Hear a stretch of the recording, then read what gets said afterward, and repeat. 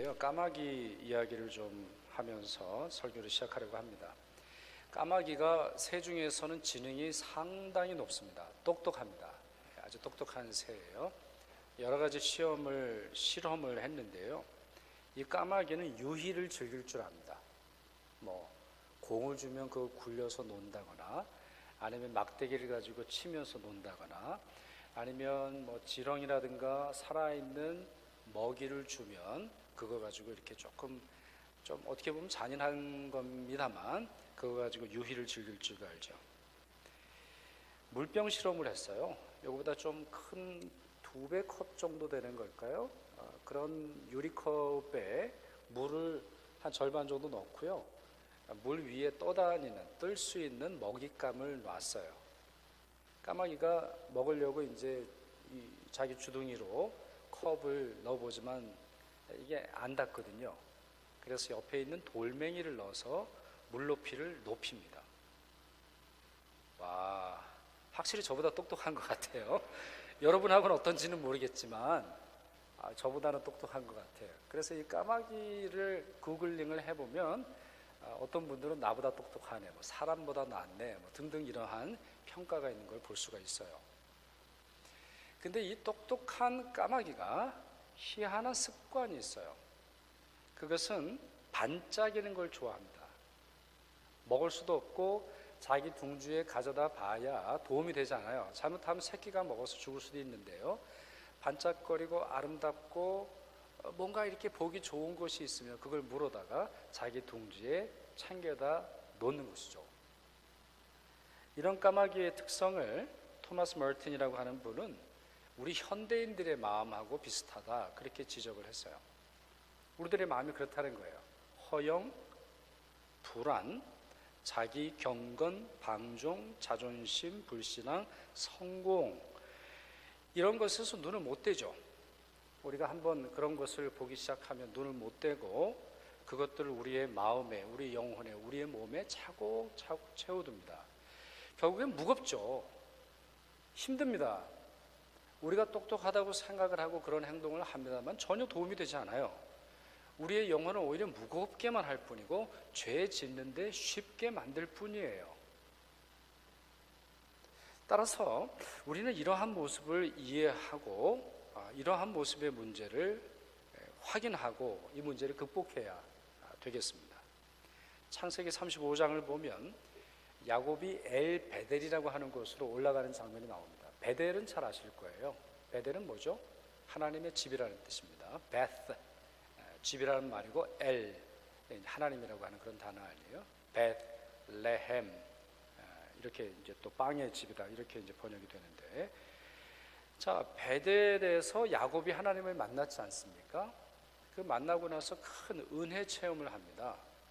그 은혜 체험은 이렇죠. 하나님께서 약속을 하세요. 내가 너와 함께 있을 테니까 네가 어디로 가든지 평탄할 것이고 내가 너를 지켜줄 것이고 이곳으로 돌아오게 해줄게 라는 하나님의 약속을 하죠.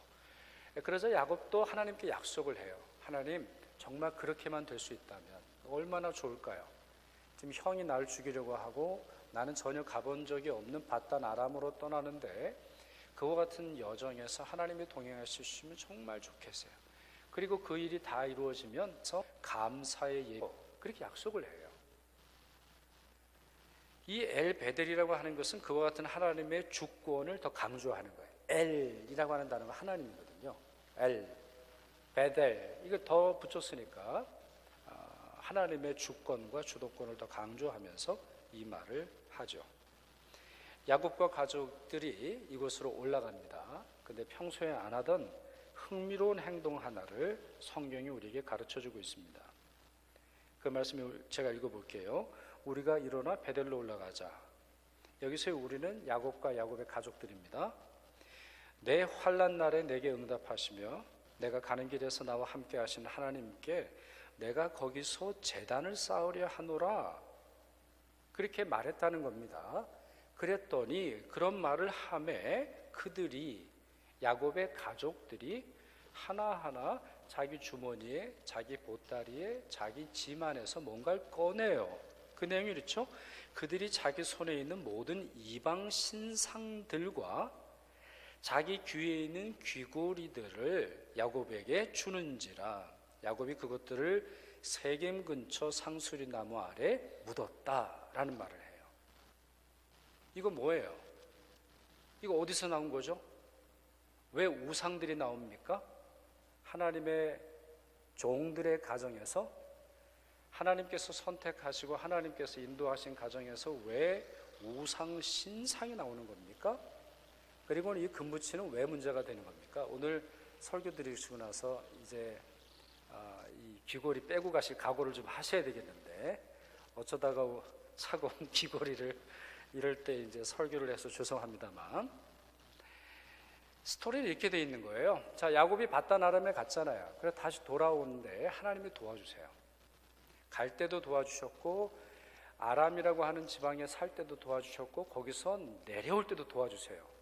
뒤에서는 야곱의 삼촌이, 야곱의 장인이죠. 야곱의 장인이 죽이려고 덤벼들고, 밑에 남쪽에서는 에서 형이 원수를 갚으려고 역시 기다리고 있는 절체절명의 진퇴양난의 상황 속에 있었어요. 하나님이 도와주셨어요. 모든 일이 평안하게, 전쟁하지 않고 다투지 않고 하나님께서 은혜를 주셔서 평안하게 고향으로 돌아올 수 있었어요. 그러나 베델로 가지 않아요. 베델로 가지 않고 세겜에 머물죠.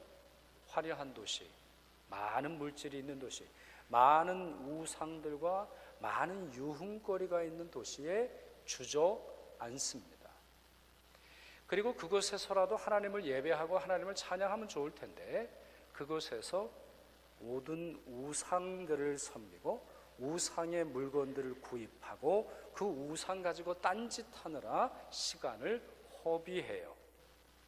결국은 안 되겠다 싶어서 하나님께서 부르세요. 야곱아, 너 왜 이러니? 너의 본래의 약속을 지켜야 하지 않겠니? 라고 말씀하셔서 엘베델로 올라가는 중에 이제 이 가족들이 자기를 치장했던, 자기의 마음의 평강이라고 생각했던, 평강을 준다고 생각했던 모든 물건들을 내려놓는 작업을 하고 엘베델에서 하나님을 만나는 장면이 바로 창세기 35장이라는 거예요. 이 성경의 기록은 우리에게 두 가지를 가르쳐줘요. 첫째, 우리가 왜 거룩함에 이르는데 자주 실패하는지를 가르쳐줘요. 여러분들이 왜 예배 드리는데 실패하는지를 가르쳐줘요. 여러분들이 세상을 즐거워하고 세상의 유익함을 쫓고 여러분들의 쾌락을 따르느라 에너지를 다 쏟았기 때문에 하나님을 섬길 만한 시간과 열정과 에너지와 기도할 마음과 주께 드릴 것을 다 잃어버렸기 때문이에요. 두 번째, 이 창세기 35장은 따라서 내려놓음, 포기, 우리 안에 반짝반짝거리는, 우리를 영화롭게 하고 우리를 찬란하게 하고 우리의 자존심을 세워주고 우리를 만족하게 하고 우리 스스로 뭔가 자긍심을 주는 것을 내려놔야 하나님을 만날 수 있음을 보여주는 것이죠. 비움, 내려놓음, 포기, 이것은 예수님 전생애에서 걸쳐 나타나는 예수님 영성의 특성입니다. 굉장히 많은 예가 있습니다만 네 가지 경우만 말씀을 드릴게요. 첫째, 빌립보서 2장 6절을 보시면 예수님은 근본적으로 하나님과 본체세요. 근본적으로 하나님의 본체세요. 예수님은 하나님의 아들이라고 부르지만 그것은 호칭일 뿐 그분은 하나님이세요. 그럼에도 불구하고 하나님과 동등됨에 누릴 수 있는 자격과 권한을 포기하셨어요. 이유는 몰라요. 이 거룩한 포기를 우리는 다 헤아릴 수 없어요. 어떻게 하나님이 하나님의 신성과 권리와 또 하나님으로서 누릴 수 있는 지위를 포기하시는지 우리는 이해하기 힘들죠. 그러나 예수께서 그렇게 하셨다라고 하는 사실은 분명해요. 누가복음 2장 7절 예수님의 탄생지가 나옵니다. 예수님은 화려한 왕궁에서 태어나실 수 있었고 금박을 입힌 가장 아름다운 옷을 입으실 만한 자격을 가지셨지만 왕궁이 아닌 마국간, 그것도 구유에 짐승의 밥통에 누이셨습니다. 마태복음 8장 20절, 여우도 굴이 있고 새들도 둥지가 있지만 예수님은 머리 둘 곳조차 없다 하셨어요. 머리 둘 곳조차. 이 말씀이 상징하는 바는 평안한 잠자리조차 얻지 못했다라고 하는 것을 뜻하시죠. 요한복음 13장 4절에서 5절, 그 유명한 구절이죠. 예수님은 제자들의 발을 씻어 주십니다. 스승으로서 존경받고 섬김받을 그러한 권리를 스스로 포기하셨습니다. 그렇기에 십자가 질 수 있는 것입니다. 십자가를 짊어지는 것은 이와 같이 삶 속에서, 매번의 기도 속에서, 매번의 예배 속에서, 매번의 식사 속에서, 매번 우리의 침대로 올라가는 그 길에서, 아니면 우리가 살아가는 삶의 한복판에서 내려놓고 포기하고 비워내릴 이 과정을 통해서 얻게 되는 것이죠. 겟세마네 동산이라고 부르죠. 오늘 우리가 읽은 이 본문의 제목을 겟세마네 동산의 기도라고 말합니다. 이 기도는 포기의 절정이 무엇인지 보여줍니다. 포기의 목적이 무엇인지 보여줍니다. 포기가 얼마나 아름다운 기도라고 하는 사실인지 보여줍니다. 획득하고 성취하고 이루는 것보다 내려놓고 하나님께서 원하시는 것으로 나아가는 것이야말로 우리의 가장 깊은 영성임을 보여줍니다. 상황은 이렇게 돼 있죠. 예수님이 이미 돌아가실 것을 예상하시고 제자들을 남겨두시고 그 중에 9명은 남겨두시고 3명은 따로 데리고 가셔서 기도를 시작하십니다. 이미 슬퍼하셨다고 했어요. 33절과 34절 보시면 이미 십자가가 주는, 또 십자가를 지시기 전에 사람들이 예수님을 대우하는 그러한 수치감을 알고 계셨어요. 그러니 슬퍼하셨고 심한 고민 속에 예수님의 마음은 죽을 지경이 됐다고 했어요. 여러분, 죽을 지경이 되면 기도가 나옵니까? 사실 기도 잘 안 나옵니다. 죽을 지경이 되면 뭐 딴 말 없어요. 그냥 살려주세요. 아니면 신음소리만 내게 될 텐데요. 제가 예전에 어떤 축구 선수 이용표라고 하는 분의 인터뷰를 읽어본 적이 있는데, 축구 선수들의 대부분은 굿 컨디션 가지고 뛰지 않는데요. 그러니까 오늘은 내가 골 좀 넣어보리라, 오늘은 내가 좀 달려볼 거다, 오늘은 부상 없이 몸이 막 날아갈 듯이 상쾌하다, 이런 날 얼마 없대요. 감독이 나가라면 나가는 거예요. 감독이 뛰라면 뛰는 거예요. 감독이 들어오라면 들어오는 거예요. 감독이 계속 뛰어 하면 계속 뛴다는 거예요. 좋은 컨디션 속에서 하는 게 아니에요. 여러분, 예배가 좋은 컨디션이 주어져서 드려요? 기도하는 자리가 시간이 주어지니까 드려요? 봉사하고 전도하고 섬기는 것이 여러분의 남은 시간을 적당히 드리면 되는 것인가요? 아니에요. 실제로는 좋지 않은 컨디션 속에서도, 좋지 못한 상황 속에서도 예배할 수 없는 상황, 기도할 수 없는 상황, 전도할 수 없는 상황, 주님께 내 자신을 드릴 수 없는 상황에서 드리게 되는 거예요. 그러니 여러분 오해하지 마세요. 예배를 드리고 새벽 기도를 나오고 수요 예배를 나오는 분들이 시간이 많아서가 아니에요. 물론 정말 나올 수 없는 상황 속에서 있는 분들을 이해합니다. 그분들에 대한 모든 것까지 제가 말씀드리는 것이 아니라, 어떠한 상황 속에서 있든지 간에 최선을 다하는 신앙이 있어야 돼요. 그래야 십자가로 나아갈 수 있는 것이죠. 예수님이 3번 기도하셨어요. 41절이죠. 3명의 제자들이 잠이 들어요. 예수님이 처음 기도하실 때 잠들어요. 그래서 예수님 깨우세요. 2번째 기도하실 때 자요. 또 깨우세요. 3번째 기도하실 때는 이제 너 일어나, 때가 됐어, 이제 함께 가자, 그런 말씀을 하세요. 시간이 어느 정도 될까요? 여러분 한번 생각해 보신 적 있어요? 제 경우로 보면 한 30분은 되는 것 같아요. 왜냐하면 졸려도 체면이 있지, 제가 목사니까 체면이 있죠. 적어도 노력은 하거든요. 그래서 설교가 지루해도 이러고 이렇게 깜빡깜빡 거리더라도 이렇게 좀 눈 뜨려고 노력을 해요. 그래서 한 5분 정도 지난 다음에 잠이 드는 거거든요. 그러니까 제자들도 그랬을 거예요. 아니 지금 자기들이 평생은 아니죠. 3년 따라다녔는데 자기의 모든 것을 내어놓는 스승이 죽겠다고 고민이 되어서 슬퍼하며 기도하는데 금방 잠들지는 않았으리라고 생각을 합니다. 예수님이 긴 시간 동안 간절히 기도하셨어요. 기도의 내용은 네 가지예요. 첫째, 성부 하나님의 관계를 확인하셨고 하나님의 무한한 능력을 고백하셨어요. 36절 보실까요? 36절 같이 있습니다. 시작. 아빠, 아버지요, 아버지께는 모든 것이 가능하오니, 이렇게 주님께서 기도하셨습니다. 아빠로 부르셨네요. 어떤 말이에요? 친밀한 단어예요. 친밀한 단어. 예수님께서 십자가에 달려 돌아가시기 전에도 7마디 말씀 중에 이 말씀이 있죠. 아바, 아버지, 아버지요, 아버지요, 내 영혼을 아버지 손에 부탁하나이다. 이건 유대 아이들이 잠들기 전에 아빠가 기도할 때 늘 하는 기도예요. 아빠, 내가 눈을 감는데 내일 눈 뜰 거지? 아빠 날 지켜줘 라고 말할 때 자기의 모든 것을 내어주며 안심하고 위로할 때 사용하는 언어가 바로 이 단어예요. 예수님은 아빠, 아버지, 친밀한 관계를 고백하고 있어요. 그러면서 하나님의 대단한 능력인 전능하심을 고백하고 있어요. 아버지께는 모든 것이 가능해요.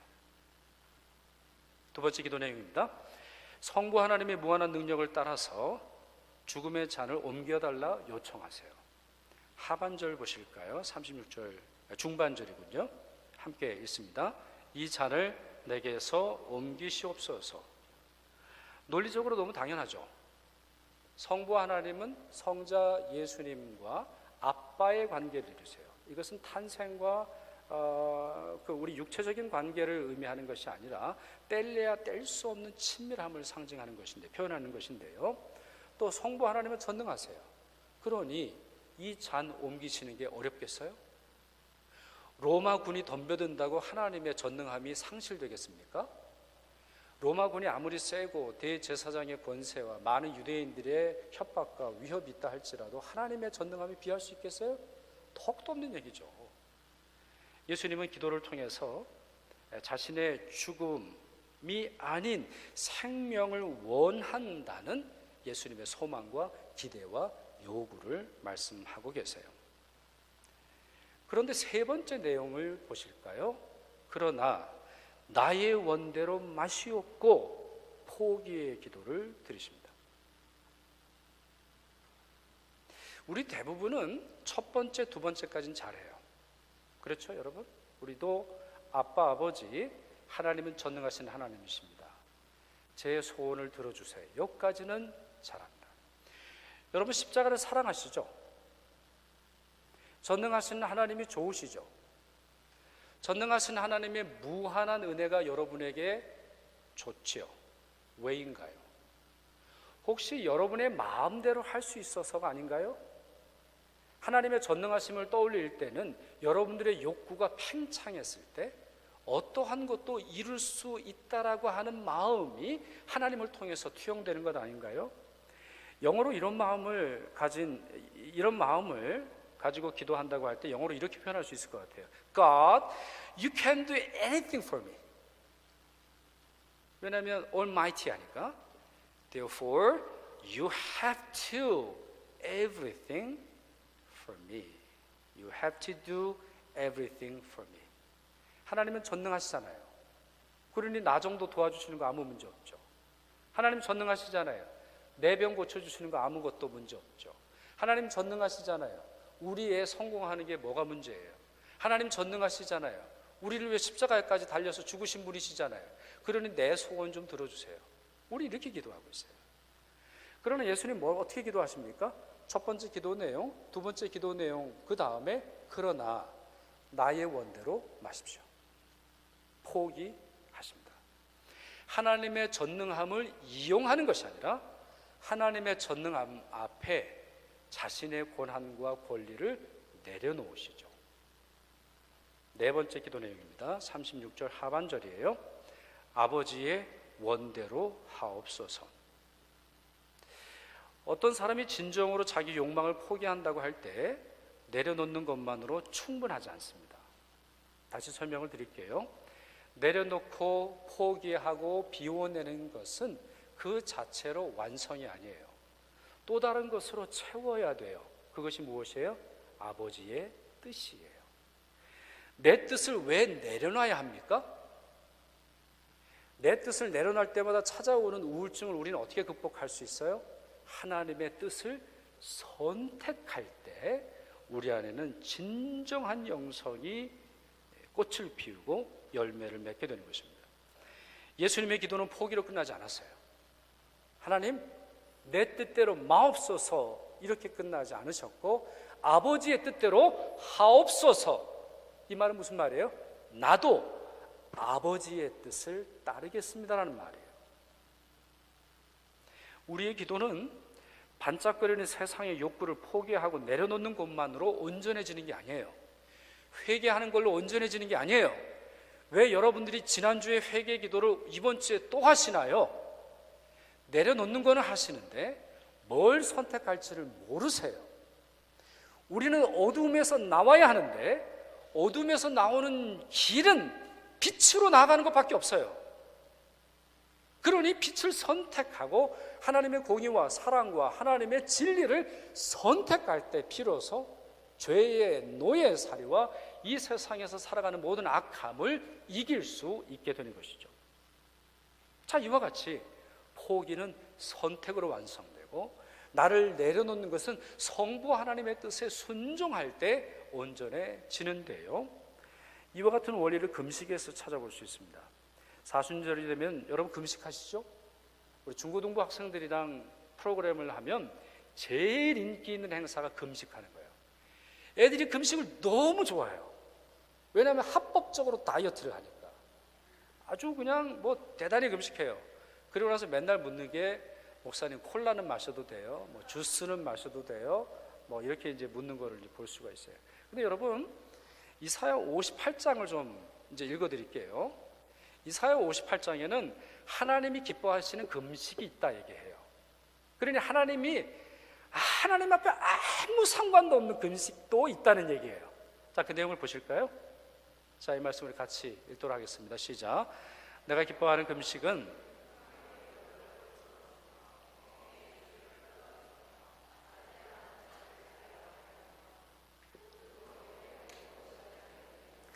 또 줄인 자에게 내 양식을 나누어 주며 유리하는 빈민을 집에 들이며 헐벗은 자를 보면 입히며 또 내 골육을 피하여 스스로 숨지 아니하는 것이 아니겠느냐.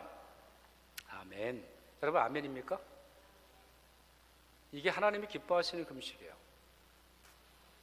정말 최악의 금식 말씀드릴까요? 자, 일주일 동안 하루씩 금식을 했어요. 그러면 계산을 해서 아침 식사 5불짜리를 들으신다고 할 때 5, 7에 35, 35불 모아서 금식 끝나고 잔치 벌이는 분들이 최악의 금식하시는 거예요. 금식하고 돈이 좀 세이브 되시잖아요. 금식만이 아니죠. 미디어 금식이라든가 다양한 금식들이 있어요. 커피를 내려놓는다거나 밥을 안 한다고, 외식을 안 한다거나, 옷을 사지 않는다거나, 이와 같은 금식을 통해서 모은 돈으로 여러분이 쓰면 그거 금식 아니에요. 지금 말씀을 보세요. 하나님이 기뻐하시는 금식은 뭐예요? 나의 배고픔이 누군가의 밥이 돼야 된다는 거예요. 내가 옷을 덜 사고 10년 동안 입든 20년 동안 입든 나이가 떨어져서 입든 내가 아껴서 누군가가 옷을 입어야 된다는 거예요. 이건 뭘 말합니까? 금식이 어떤 과정을 통해 된다는 거예요? 나를 내려놓고 그 내려놓은 것을 누구에게 흘려보낼 때 그때 비로소 금식이 된다는 거예요.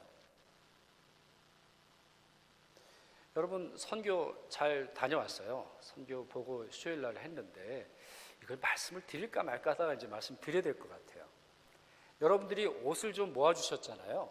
그리고 이제 셀폰도 모아주셔서 셀폰 잘 전달하고 또 옷을 모아서 전달을 했어요, 난민들에게. 근데 하루 이제 옷을 나눠주고 그 다음날 가려고 하는데 전화가 왔어요. 옷 가져오지 말라는 거예요. 그래서 왜 그런가 했더니 다 버렸대요. 우리가 준비한 옷을 다 버렸다는 거예요. 그래가지고 쓰레기통에 좀 다 버렸으니까 가져오지 말라는 거예요. 그래서 제가 자존심이 진짜 많이 상했어요. 그거 우리가 입는 옷인데. 그러니까 다녀보면 캐네디언이 옷을 제일 못 입어요. 확실히 그래요. 확실히 그래요. 저도 이거 이거는 좀 된 건데, 또 다른 양복이 왜 옷이 안 떨어질까요? 20년 넘게 입었는데. 저도 대부분의 옷은 밸류 빌리지라든가 이런 데서 옷을 사거든요. 특별한 경우가 아니면은 하여튼 이 중고로 사요. 자전거도 중고로 사고, 스케이트도 중고로 사고, 중고로 사도 좋아요. 왜? 쓸모가 있으니까. 근데 이게 캐네디언의 습관인데 나가보면 그렇지 않더라고요. 나가보면 우리가 도와주러 갔더니 거기서 불쌍하다고 밥을 사줄 정도니까. 네? 선교사 만나보면 제가 제일 가난해요. 목사가 더 가난해요. 왜냐면 저는 아이폰 SE라고 조그만 거 쓰거든요. 근데 여러분 어떻게 보면 자존심도 상하고 도대체. 그래서 제가 우리 어떤 분은 한국에 나가실 때 파마하고 나가시더라고요. 그래서 제가 왜 파마를 하시냐고. 한국 가면 파마가 훨씬 더 좋은데. 근데 갈 때마다 조선족 취급을 받아가지고 이 캐나다 파마를 하고 가요. 되겠다는 말씀을 이제 하세요. 근데 여러분 이런 이야기 들으면 속상하세요? 아니죠. 우리가 아끼니까 선교하는 거예요. 네? 그래요. 우린 좀 아끼자고요. 우리 좀 덜 쓰자고요. 우리 스스로는 좀 힘들게 살자고요. 우리 좀 집 좀, 차 좀, 누리는 것 좀, 핸드백 좀. 이 특징적인 거 아닙니다. 이거 핸드백 그냥 나온 겁니다. 죄송합니다. 하여튼 드세요. 핸드백이고 가방이든 드세요. 이거 특정한 거 아니에요. 하여튼 좀 아끼세요. 근데 아끼는 포기로 끝나지 마세요. 흘려보내세요. 네? 여러분이 배고프다고 큰일 나는 거 아니지 않습니까? 조금 성질은 나빠질 수는 있지만 그냥 참자고요. 우리 성질 좀 나빠지더라도 한 끼 두 끼 금식해서 그거 모아서 개척교회에 헌금 세워주고 어려운 지역 살려주고, 어떻게 보면 우리보다 더 떵떵거리고 산다 할지라도 복음이 없는 곳에, 예수가 없는 곳에, 예수를 믿는 진리가 없는 곳에 전하기 위해서 노력하자고요. 그리고서 나가서 조선족이다 이래도 나 조선족이다 그럼 되는 거죠. 금식 얘기하다가 좀 길어졌습니다. 참된 금식이 이런 거예요. 참된 내려놓음이 이런 거예요. 예수님의 십자가가 이런 거예요. 네? 예수님이 단순히 죽기만 하신 것이 아니잖아요. 예수님이 돌아가셨을 뿐만 아니라 부활을 받아들이시잖아요. 주는 것보다 받는 것이 복되다라고 하는, 아니죠. 받는 것보다 주는 것이 복되다라고 하는 이 메시지를 예수님을 통해서 우리가 확인할 수 있게 되는 것이죠. 자, 결론을 좀 내릴까요? 오늘 말씀 주제를 통해서 우리는 몇 가지 유형으로 우리 특별히 크리스천을 좀 분류할 수 있다고 생각을 해요. 첫째는 아직도 못 내려놓는 분들이 있어요. 아직도 내려놓을 수가 없어요. 술, 담배 얘기가 아니라 거짓된 습관과 죄악된 생활을 포기하지 못하는 분이 있어요. 이분들은 경건한 척하긴 해도 그리스도인이라 부르기는 어려워요. 왜냐하면 논리적으로 그렇잖아요. 내 안에 예수가 아닌 것들이 차 있는데 어떻게 예수께서 들어가실 수 있습니까? 내 안에 복음이 아닌 까마귀가 물어다는 것처럼 세상에 반짝거리는 것들이 있는데 복음의 말씀이 어떻게 들어갈 수 있나요? 정직하게 말해서 그리스도인이라고 말하기 어렵죠. 두 번째는 자기 욕심과 자기의 야망과 욕구를 포기하긴 해도 하나님의 뜻을 선택하지 않는 사람도 있어요. 그러니 예수 그리스도의 십자가는 믿긴 해도 내 십자가는 못 져요. 예수님이 십자가 지신 것은 정말 좋은 일입니다. 저는 박수 치는 데 있을게요. 주님, 교회가 하는 일 아니면 세상의 여러 가지 주님께서 하시는 일들 속에서 기도하고 박수는 칠게요. 어떤 사람들처럼? 관객처럼. 극장이나 연극이나 오페라나 수많은 그 무대 앞에서 박수 치는 사람처럼 일평생을 보내는 분들이 있어요. 자신들이 하는 일이라고는 극장에 들어가는 페이를 지불하고 박수 한번 치고 은혜 받았다고 말하는 것으로 끝내는 성도들이 많이 있어요.